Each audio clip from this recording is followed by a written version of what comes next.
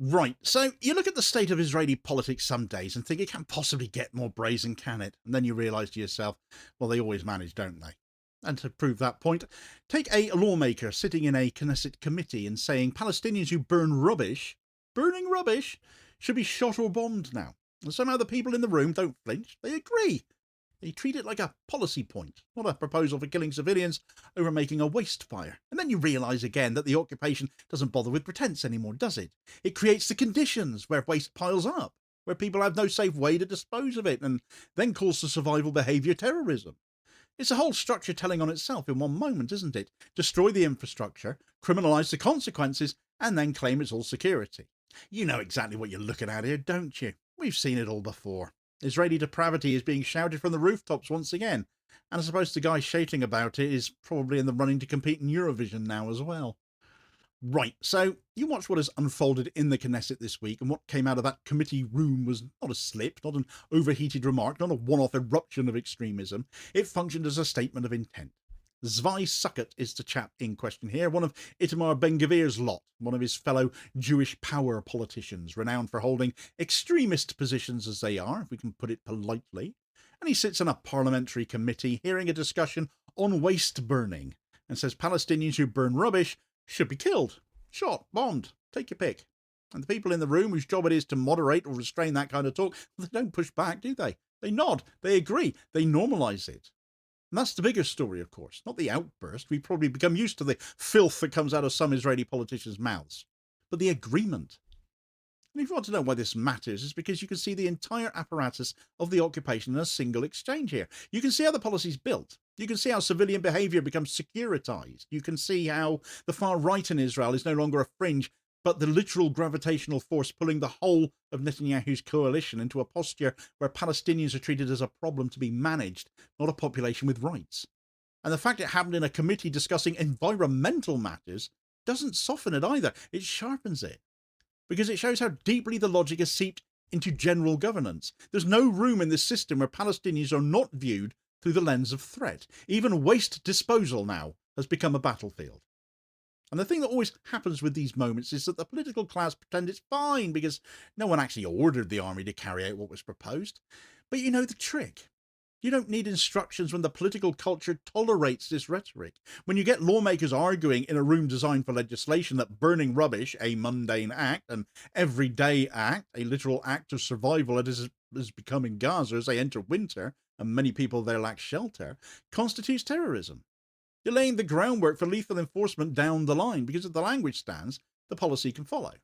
And language always comes first. You degrade the category of civilian until it becomes meaningless. And then every act, cooking, heating, opening a shop, building a wall, burning a pile of rubbish, becomes a potential target, because Palestinian life itself becomes indistinguishable from threat.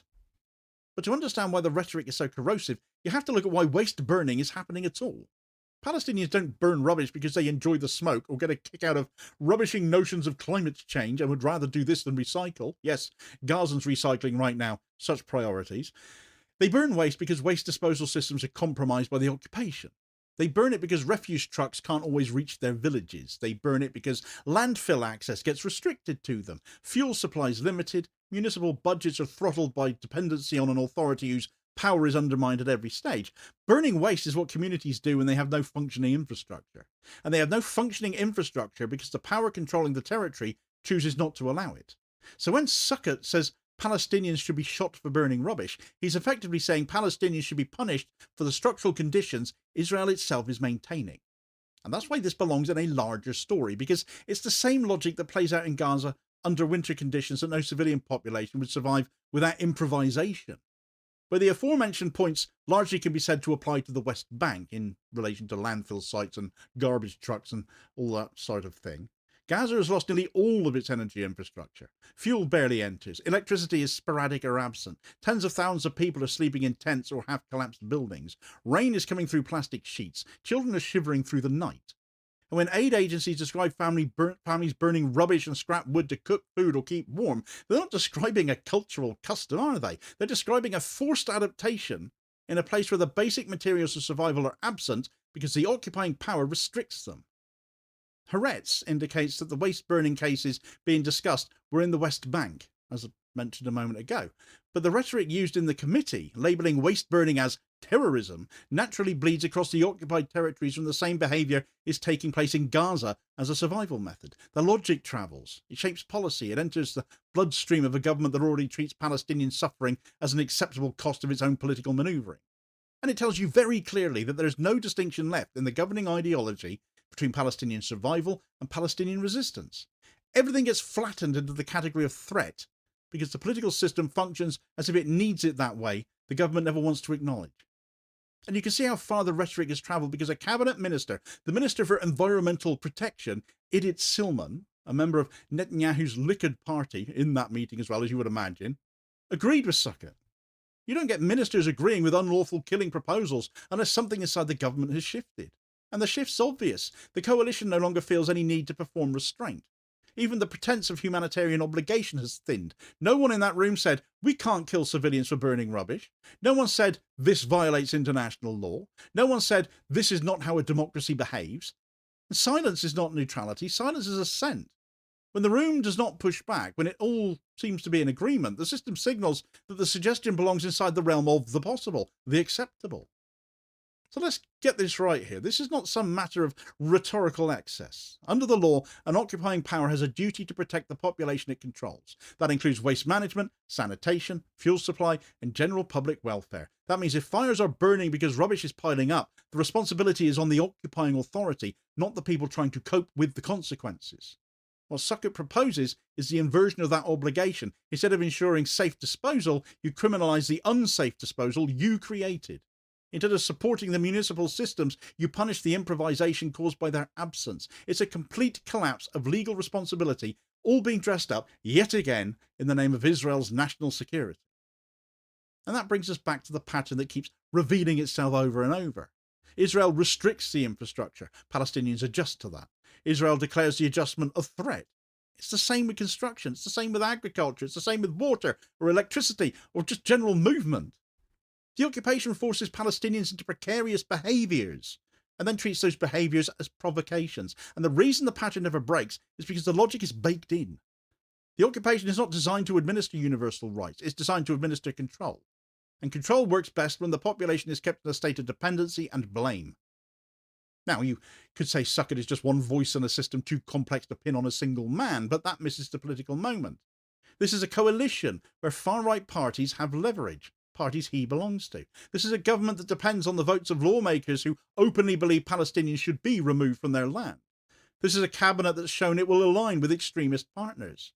So when Sukkot speaks, he's not freelancing, he's articulating a worldview deeply embedded in the governing bloc. And that worldview treats Palestinians as an obstacle, not a people. And once you accept that premise, the step from punitive demolitions to punitive shootings for waste burning, not much of a leap, is it? It's a bit of a slide.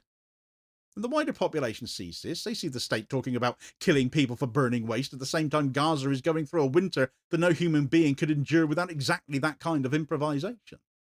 And the thing the government never wants to admit is the structural connection between the humanitarian crisis in Gaza and the political rhetoric in the West Bank. When a population has no shelter, no fuel, no electricity, no meaningful support entering the enclave, waste burning is one of the few things they can control. So to propose lethal force for the act of burning rubbish while people in Gaza burn rubbish to keep their children alive and warm, it tells you the political class is not capable of seeing Palestinians as civilians at all. You cannot have a functioning military code or a functioning legal system or even a functioning political culture when the idea of civilian protection collapses this completely. And it has collapsed. You see it in the way journalists are targeted. You see it in the way aid convoys are obstructed or attacked. You see it in the way farmers tending land near settlements are harassed, beaten, or worse.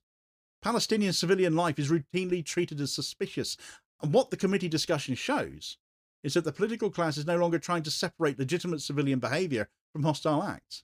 They're collapsing the categories because it suits the way they want to govern. So let's not pretend this is about safety at all. It's a nonsense. Burning rubbish is not a threat to Israel. It's a symptom of a system where Palestinians have no environmental autonomy. They cannot build proper facilities without permits they will never receive. They cannot move waste freely because of checkpoints and roadblocks. They cannot rely on municipal systems that depend on an authority whose jurisdiction has been gutted. And they cannot address public health risks because the infrastructure required to do so is controlled by the occupying power. So burning waste is not an act of rebellion, it's an act of necessity. But the occupation has reached a stage where necessity is treated as defiance. The government does not want Palestinians to solve their own crises because that would lessen Israeli control. So every form of self-management becomes a target. And then lawmakers stand in committees and talk about shooting people for responding to the very conditions imposed on them. It's the complete reversal of responsibility. When it comes from lawmakers rather than fringe activists, you can see that the rot is systemic. And here's the part the government never says out loud but demonstrates every day. If Palestinian survival requires improvisation, the state treats that improvisation as a threat. That is why aid trucks get blocked. That is why temporary shelters are restricted. That's why solar panels and water tanks get destroyed. That's why Gaza's energy infrastructure remains broken. Because the system is built on dependency and not empowerment. And dependency only works when the population's ability to manage daily life is kept fragile, which is why acts like burning rubbish become politically charged. In a healthy system, it's a public health matter, isn't it? Under occupation, it becomes a national security matter. So what do you call a system where the state creates the crisis, restricts the solutions, and punishes the adaptations? You call it what it is, don't you? Domination. It's not security, it's not governance, it's domination. And domination cannot coexist with legitimacy, because when your authority produces conditions where a population cannot survive independently, you are not governing, you are enforcing. So yes, when you watch a lawmaker say Palestinians burning rubbish should be shot, you're watching more than a grotesque remark. You're watching the political expression of an occupation that functions as if any humanitarian pretense no longer applies. And when his colleagues agree, you're watching a government reveal that it has nothing left to offer except control and punishment. And when Gaza's winter survival depends on burning rubbish, you're watching the human consequences of that same logic. An authority that destroys the means of survival and then criminalises survival has no legitimacy left. And any government that treats Palestinian life as something provisional, something conditional, something allowed only on the narrowest terms, but is not an occupying power, it's a harm regime. And once you see it clearly, you can't unsee it, can you? The structure tells on itself every time it speaks. Perhaps Netanyahu needs to roll out AI censorship to his own coalition members to gag them a bit more, because the likes of Zvi Sukkot are doing him no more favours than IDF soldiers continuing to share evidence of their war crimes on TikTok and Instagram. And they're getting censored for it, it seems. But not for what they're doing, of course, but for bragging about it. Priorities again. Get all the details of that story here.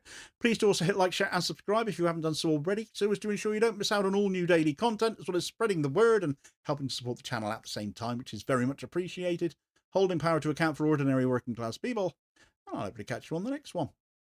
Cheers, folks.